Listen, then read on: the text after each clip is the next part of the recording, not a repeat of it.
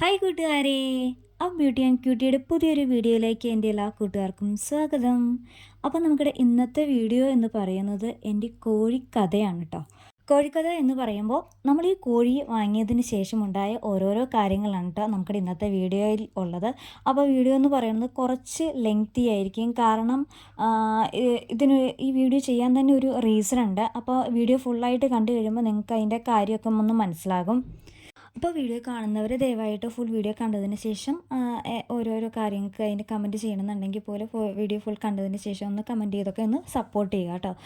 അപ്പോൾ നമ്മൾ ഈ കോഴിയെ വാങ്ങുന്നത് പന്തളത്തു നിന്നാണ് കേട്ടോ. അപ്പോൾ ഞാൻ ഈ കോഴിയെ വാങ്ങാനായിട്ട് ഇങ്ങനെ യൂട്യൂബിൽ ഒരുപാട് സെർച്ച് ചെയ്തു. അപ്പോൾ പലരെയും വിളിച്ച് ചോദിക്കുകയോ അങ്ങനെ കുറേ നമ്മുടെ വീടിൻ്റെ അടുത്ത പ്രദേശങ്ങളിലുണ്ടോ അങ്ങനെ കുറേ എൻക്വയറി ഒക്കെ നടത്തിയിരുന്നു കേട്ടോ. അപ്പോൾ നമ്മുടെ ഇവിടങ്ങളിലെല്ലാം BV380 എന്ന് പറയുന്നത് 2.5 മാസം പ്രായമുള്ള കോഴീനെ മാത്രമേ അവൈലബിൾ ആയിട്ടുള്ളൂ. ഞാൻ ഓൺലൈനിൽ അന്വേഷിച്ചപ്പോഴാണെങ്കിലും പലയിടത്തും ഈ 2.5 മാസമായ കോഴിയെ മാത്രമാണ് കിട്ടാനുള്ളൂ. അങ്ങനെ ഇരിക്കുമ്പോഴാണ് നമ്മുടെ പന്തളത്ത് ഇതുപോലെ വലിയ കോഴിയെ കൊടുക്കുന്നുണ്ടെന്നുള്ള ഒരു യൂട്യൂബ് ചാനൽ ഒരു വീഡിയോ കണ്ടത്. എന്നാൽ ഓക്കെ, പന്തളത്തു നിന്ന് വാങ്ങാലോ എന്ന രീതിയിൽ അവരുടെ വീഡിയോ കുറേ ഞാൻ വാച്ച് ചെയ്തു. അപ്പോൾ എല്ലാവരും ഭയങ്കര സക്സസ് ആയിട്ടുള്ള രീതിയിലാണ് ടോക്ക് ചെയ്തത്. അപ്പോൾ അത് കാരണം കൊണ്ട് തന്നെ അത് തന്നെ ചൂസ് ചെയ്യാം, വേറെ വിഷയമൊന്നും ഉണ്ടാവില്ല എന്ന രീതിയിൽ തന്നെ നമ്മൾ അവരെ തന്നെ കോൺടാക്റ്റ് ചെയ്തു. അപ്പോൾ അവരുടെ കയ്യിൽ വലിയ കോഴിയുണ്ട് എന്ന രീതിയിൽ തന്നെ പറഞ്ഞ് അങ്ങനെ വാങ്ങാനായിട്ട് ഡീൽ ചെയ്ത് വെച്ചു.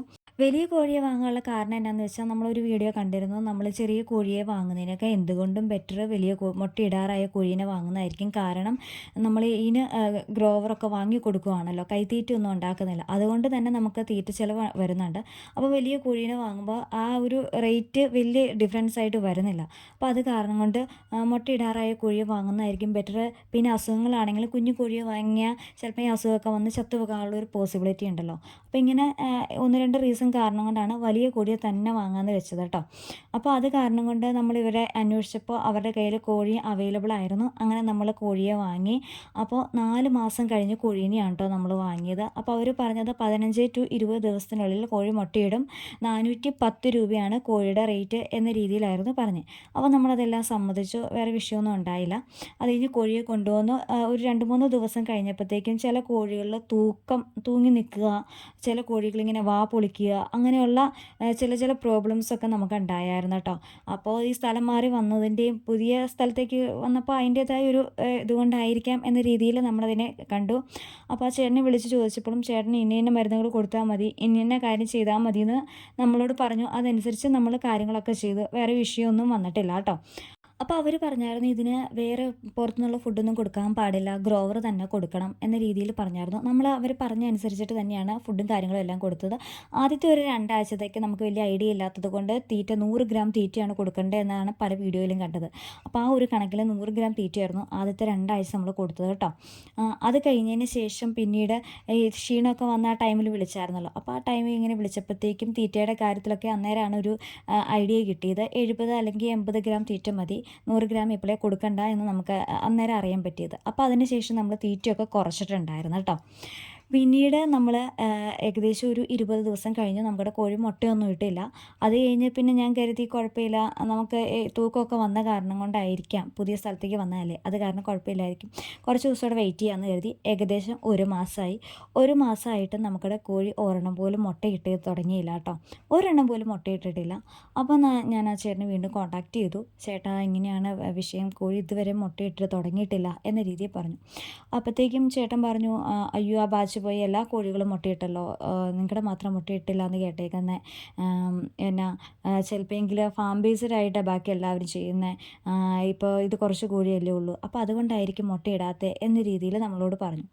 അപ്പോൾ ഇതിനിടയ്ക്ക് പലരും വീട്ടിൽ വരുമ്പോഴും കോഴീനൊക്കെ കാണുമ്പോഴത്തേക്ക് അവരെന്നോട് ചോദിക്കുന്നുണ്ട്, എടാ ഇത് 4 മാസം ആയതാണോ എന്ന രീതിയിൽ ചോദിക്കാറുണ്ട്. അതുപോലെ മുട്ടയിടാത്ത കാര്യം പറഞ്ഞ് ഞാൻ വീഡിയോ ചെയ്യുമ്പോഴും പല കൂട്ടുകാരും എന്നോട് പറഞ്ഞിട്ടുണ്ട്, എടാ ഇതിനെ കണ്ടിട്ട് 4 മാസത്തെ വളർച്ചയില്ല എന്ന രീതിയിൽ പലരും നമ്മളോട് സംസാരിച്ചായിരുന്നു. പക്ഷേ ഞാൻ അതൊന്നും കൺസിഡർ ചെയ്തില്ല. ഈ പുള്ളി ജെനുവിനാണ്, പറ്റിക്കില്ല എന്ന രീതിയിൽ തന്നെ നമ്മൾ മുന്നോട്ട് പോയി കേട്ടോ. അപ്പോൾ ഈ കാര്യം ഇങ്ങനെ പലരും ഇങ്ങനെ പറയുന്നുണ്ട് എന്ന് പറഞ്ഞപ്പോഴും ആൾ പറയുന്നുണ്ട്, ഞങ്ങൾ പറ്റിച്ചിട്ടൊന്നുമില്ല, ഇയാൾക്ക് വിശ്വസിക്കാം. കാരണം ഇയാൾ എന്തായാലും 2 ആഴ്ചയെങ്കിലും വെയിറ്റ് ചെയ്യുക, കോഴി എന്തായാലും മുട്ടയിട്ടോളും, പേടിക്കൊന്നും വേണ്ട, പറ്റിച്ചിട്ടൊന്നുമില്ല. ഇനി അങ്ങനെ പറ്റിച്ചെന്ന് തോന്നുവാണെങ്കിൽ ഇയാളുടെ ക്യാഷ് കംപ്ലീറ്റ് ഞാൻ തിരിച്ചു തന്നോളാം, ഒറ്റ പൈസ പോലും എനിക്ക് വേണ്ട, കംപ്ലീറ്റ് തിരിച്ചു തന്നേക്കാം എന്ന രീതിയിൽ പറഞ്ഞു. അപ്പോൾ അങ്ങനെയൊക്കെ പറഞ്ഞ കാരണം കൊണ്ട് നമ്മൾ ഓർത്തു, ഓ എന്നാൽ ഓക്കെ, 2 ആഴ്ചയെങ്കിലും നമുക്കൊന്ന് വെയിറ്റ് ചെയ്തേക്കാം. 1 മാസം കഴിഞ്ഞു, അപ്പോൾ 2 ആഴ്ചയും കൂടി അല്ലേ ഉള്ളൂ, കുഴപ്പമില്ല എന്ന രീതിയിൽ നമ്മൾ 2 ആഴ്ചയും കൂടി വെയിറ്റ് ചെയ്തു. പക്ഷേ 2 ആഴ്ചയും കൂടി വെയിറ്റ് ചെയ്തപ്പോഴും നമുക്ക് അതിൻ്റെ ഒരു റിസൾട്ടും കണ്ടില്ല. ഒരെണ്ണമെങ്കിലും മുട്ടയിട്ട് നമുക്ക് അത്രയും സമാധാനമാണല്ലോ. കാരണം ആദ്യമായിട്ട് തുടങ്ങുന്നവരെ സംബന്ധിച്ച് അവർക്കറിയായിരിക്കും നമ്മൾ കുറച്ച് റിസ്ക് ഒക്കെ എടുത്തിട്ടാണല്ലോ ഇതിലേക്കൊക്കെ ഇറങ്ങിത്തിരിക്കുന്നത്.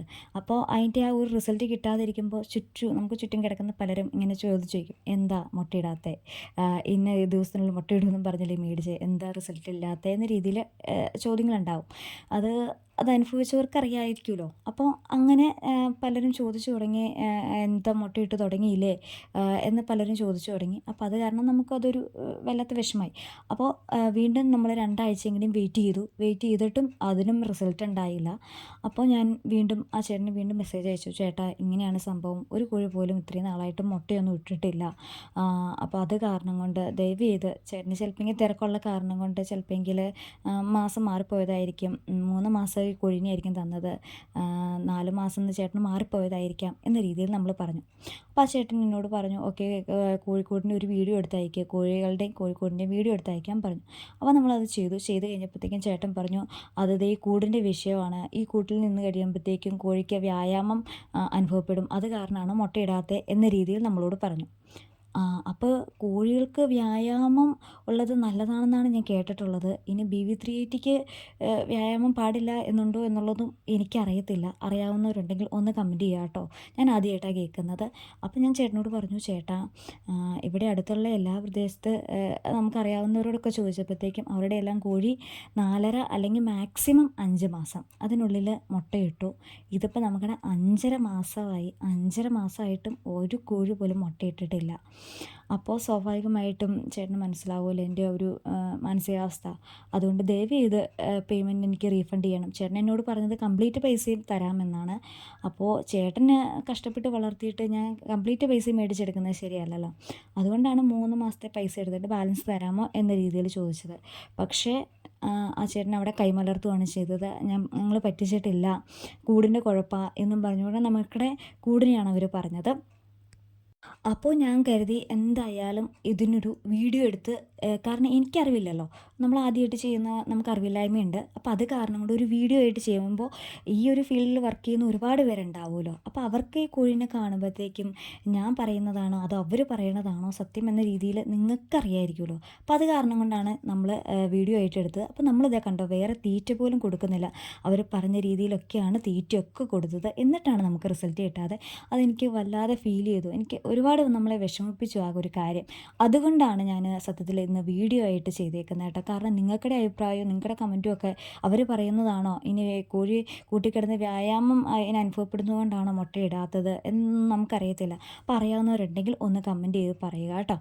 അപ്പോൾ പിന്നെ എനിക്ക് പറയാനുള്ളത്, നമ്മളെപ്പോഴും കോഴീനെ വാങ്ങുമ്പോൾ പോയി കണ്ട് നല്ല ആരോഗ്യമുള്ള കോഴിയാണ് എന്ന് ഉറപ്പ് വരുത്തിയതിന് ശേഷം മാത്രം കോഴീനെ എടുക്കാനായിട്ട് പരമാവധി ശ്രമിക്കുക. ഇതുപോലെ ഓൺലൈനായിട്ടൊക്കെ വാങ്ങിക്കഴിഞ്ഞ് കഴിഞ്ഞാൽ ഇതുപോലുള്ള അവസ്ഥകളൊക്കെ ഉണ്ടാകും. അപ്പോൾ ഇനി വാങ്ങാൻ ഇരിക്കുന്നവർ ദയവായി ഇതൊക്കെ ഒന്ന് മനസ്സിലാക്കിയിട്ട് വേണം വാങ്ങാനായിട്ട്. ഓൺലൈനായിട്ടൊക്കെ വാങ്ങിയാൽ ചിലപ്പോൾ ഇങ്ങനെ പറ്റിക്കപ്പെടാം. ഇനി ഓൺലൈനായിട്ടൊക്കെ വാങ്ങി പറ്റിക്കപ്പെട്ടവരുണ്ടെങ്കിൽ അവരും ഒന്ന് കമൻറ്റ് ചെയ്യണേ ഉറപ്പായിട്ടും. കാരണം നിങ്ങളുടെ അനുഭവം ഒന്ന് ഷെയർ ചെയ്യുക. അതുപോലെ ഞാൻ ഈ പറഞ്ഞ പന്തളത്തു നിന്ന് വാങ്ങിയ ആരെങ്കിലും ഈ വീഡിയോ കണ്ടിട്ടുണ്ടെങ്കിൽ അവർക്കിടെ അനുഭവം നല്ല കോഴി കിട്ടിയിട്ടുള്ളവരുണ്ടാകാം കേട്ടോ. എല്ലാ കോഴിയും മോശമാണെന്നല്ല ഞാൻ പറഞ്ഞത്, എൻ്റെ അനുഭവമാണ് ഞാൻ പറഞ്ഞത്. അപ്പോൾ അവരുടെ കയ്യിൽ നിന്ന് വാങ്ങിയിട്ട് ഇങ്ങനെ മുട്ടയിടാത്ത ഒരു സിറ്റുവേഷൻ ഉണ്ടായ ആരെങ്കിലും ഈ വീഡിയോ കാണുന്നുണ്ടെങ്കിൽ അവരും ഉറപ്പായിട്ടും ഒന്ന് കമൻറ്റ് ചെയ്യണേ. അപ്പോൾ എന്തായാലും എല്ലാവർക്കും അനുഭവമാണ് ഗുരു ആകുന്നത്. അപ്പോൾ എൻ്റെ കാര്യത്തിൽ ഇത് അനുഭവം തന്നെയാണ് ഗുരു. കാരണം ഇനിയിപ്പോൾ നമുക്കിതിനെ എന്തായാലും വെയിറ്റ് ചെയ്തിരിക്കുക, എന്നാൽ ഇത് മുട്ടയിടണമെന്നുള്ളത് നമുക്കറിയത്തില്ല. ചിലപ്പോൾ 1 മാസം അല്ലെങ്കിൽ 2 മാസത്തിനുള്ളിൽ കോഴി മുട്ടയിടുമായിരിക്കും എന്ന പ്രതീക്ഷയിലിരിക്കുന്നു. അപ്പോൾ നമുക്കിടെ ഇന്നത്തെ വീഡിയോ എന്ന് പറയുന്നത് ഇത്രയേ ഉള്ളൂ. അപ്പോൾ വാങ്ങാൻ ഉള്ളവർ ഈ കാര്യങ്ങളൊക്കെ ഒന്ന് ശ്രദ്ധിച്ചതിന് ശേഷം മാത്രം വാങ്ങുക. പറ്റിക്കപ്പെട്ടവർ ഉറപ്പായിട്ടും കമൻറ്റും ചെയ്യുക. അപ്പോൾ BV380 വാങ്ങിയിട്ട് ഇതുപോലെ ഹൈടെക് കേജിൽ വളർത്തിയിട്ട് എന്നാ എക്സൈസിൻ്റെ പേരിൽ മുട്ടയിടാത്തവർ ആരെങ്കിലും അങ്ങനെ അനുഭവം ഉണ്ടായിട്ടുണ്ടെങ്കിൽ അവരും ഒന്ന് കമൻറ്റ് ചെയ്യുക കേട്ടോ. അപ്പോൾ ചാനൽ ആദ്യമായി കാണുന്ന ഏതെങ്കിലും കൂട്ടുകാരുണ്ടെങ്കിൽ അവരും ഒന്ന് സബ്സ്ക്രൈബ് കൂടി ചെയ്ത് സപ്പോർട്ട് ചെയ്യണേ. മറ്റൊരു വീഡിയോ ആയിട്ട് നമുക്ക് വീണ്ടും കാണാം. അതുവരേക്കും ടാറ്റാ, ബൈ.